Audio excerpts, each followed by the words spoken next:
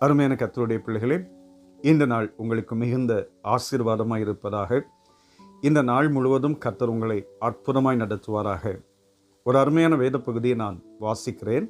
56ஆம் சங்கீதம் 4வது வசனம். தேவனை முன்னிட்டு அவருடைய வார்த்தையை புகழுவேன். தேவனை நம்பி இருக்கிறேன், நான் பயப்படேன். மாம்சமானவன் எனக்கு என்ன செய்வான்? தாவீது சொல்லிய வார்த்தைகளிலே இந்த வார்த்தையும் ரொம்ப முக்கியத்துவம் பெறுகிறது. ஏனென்றால் பயங்கர நெருக்கத்திலே, போராட்டத்திலே தாவீது வெளிப்படுத்துகிற விசுவாசம் நிறைந்த வார்த்தை. எப்படி என்றால், இந்த சங்கீதத்தினுடைய முதல் பகுதியிலே வாசிக்கிறோம், பெலிஸ்தர் தாவீதை காத்தூரில் பிடித்த போது அவர் பாடின சங்கீதம். பயங்கர நெருக்கத்தின் மத்தியிலே தாவீது சொல்லுகிற வார்த்தை. இந்த வார்த்தையை போல நாமும் நம் நெருக்கமான நேரங்களிலே, சத்துருக்களுக்கு மத்தியிலே இப்படிப்பட்ட ஒரு விசுவாச வார்த்தையை சொல்லும்போது கர்த்தர் அந்த இடத்திலேயே பலத்த காரியங்களை செய்வார். பாருங்கள், எப்படி நம்பிக்கையை வெளிப்படுத்துகிறார். நான் ஆண்டவரை நம்பி இருக்கிறேன், ஆண்டவருடைய வார்த்தையை நம்பி இருக்கிறேன், ஆகையினால் நான் பயப்படேன். மாம்சமானவன் எனக்கு என்ன செய்வான்? நான் அவருடைய வார்த்தையை புகழ்ந்து கொண்டே துதித்து கொண்டே இருப்பேன். எந்த தேவனுடைய பிள்ளை கர்த்தருடைய வார்த்தையை முழுவதுமாய் நம்புகிறார்களோ, கர்த்தரை முழுவதுமாய் சார்ந்து கொள்கிறார்களோ, அவர்கள் ஒரு காலம் பயப்படவே மாட்டார்கள் எந்த சூழ்நிலைக்கும். இந்த காலை நேரத்திலே நமக்குள்ள சில நேரங்களில் பயம் வருகிறது, சில போராட்டங்கள் வருகிறது, சஞ்சலங்கள் வருகிறது. நாம் ஏன் இப்படிப்பட்ட ஒரு சூழ்நிலைக்குள்ளாய் கடந்து போகிறோம்? நாம் வார்த்தையை, தேவனுடைய வார்த்தையை, அவர் சொன்ன வார்த்தையை நாம் விசுவாசிக்காமல் நம்பாமல் இருக்கிறோம்.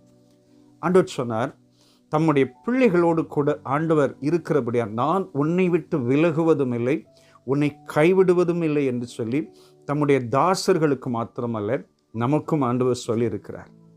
அப்போஸ்தலனாகிய பவுல் 2 தீமோத்தேயு 1ஆம் அதிகாரம் 7வது வசனத்திலே சொல்கிறார், தேவன் நமக்கு பயமுள்ள ஆவியை கொடாமல் பலமும் அன்பும் தெளிந்த புத்தியும் உள்ள ஆவியை கொடுத்திருக்கிறார். பரிசுத்த ஆவியானவர் நம்மோடு கூட இருக்கிற போது நாம் சூழ்நிலைகளையோ வியாதியோ போராட்டங்களை கண்டு பயப்பட தேவையில்லை. இந்த தாவீது சொல்கிறதை பாருங்கள், நான் பயப்படேன், என் ஆண்டவருடைய வார்த்தை எனக்குள் இருக்கிறது, நான் வார்த்தையை புகழுகிறேன்.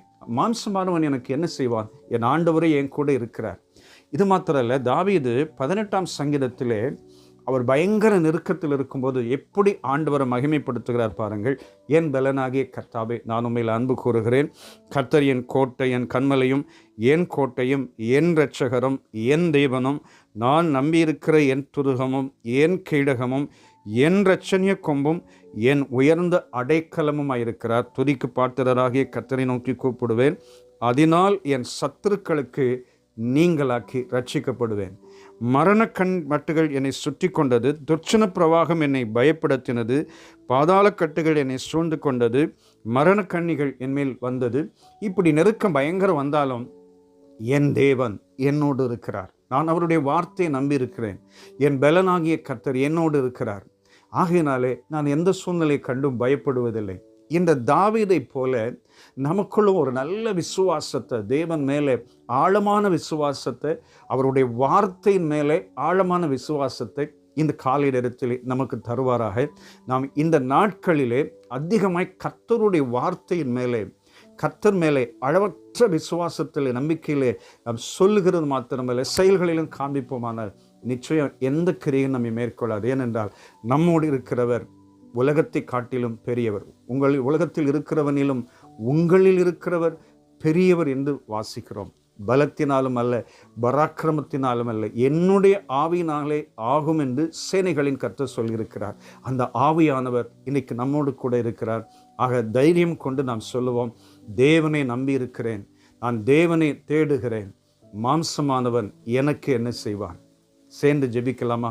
இந்த நாட்களிலே ஆண்டவர் மேலே, அவருடைய வார்த்தையின் மேலே முழுவதும் சார்ந்து கொள்வோம். அன்பான பிதாவே, இந்த காலை நேரத்துக்காய் ஸ்தோத்திரம்.